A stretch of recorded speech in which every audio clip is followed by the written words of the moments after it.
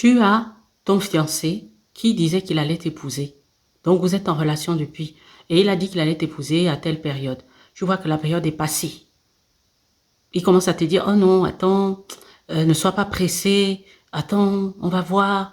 Hein, je comprends moi, j'ai deux, trois trucs à régler. Tout ça, tout ça. Si tu restes là, tu vas rester là plusieurs années. Et puis, il n'y aura rien.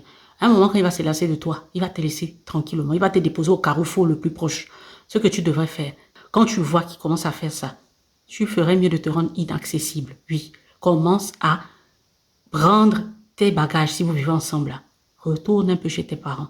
Ou bien va louer quelque part si tu peux. Ne reste plus avec lui dans la maison. Ne vis plus en vie maritale avec lui. C'est ça. C'est pour ça qu'on dit que la femme doit être indépendante. Ne vis plus maritalement avec lui. Les histoires de laver son linge, lui faire à manger, tous les trucs là. Il faut arrêter ça. Tu prends tes affaires et tu t'en vas quelque part. Oui. Et tu commences à élaborer maintenant ta vie autrement.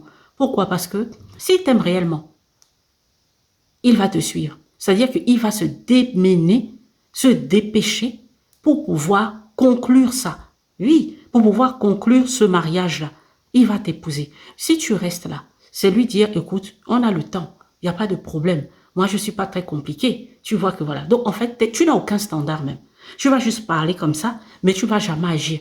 Il va te regarder, il va s'habituer. Toi-même, tu vas t'habituer à cette situation-là. Et les années vont passer. Et après, ça ne va plus te convenir. Et ensuite, tu vas commencer à faire ces... Non.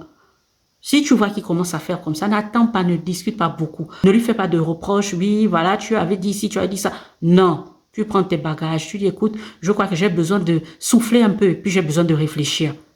Directement.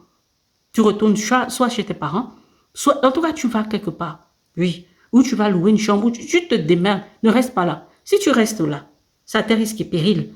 C'est à tes risques et périls. Je ne vois pas là où il va t'emmener. Oui. Ou bien ce sera un mariage rafistolé. Et puis après, il va dire oui, mais tu m'as forcé, non, à t'épouser. N'est-ce pas, tu m'as forcé à t'épouser, ainsi de suite. Et la relation, même après, là, va aller gauche-droite, gauche-droite. N'est-ce pas? Il faut savoir, hein, t'imposer.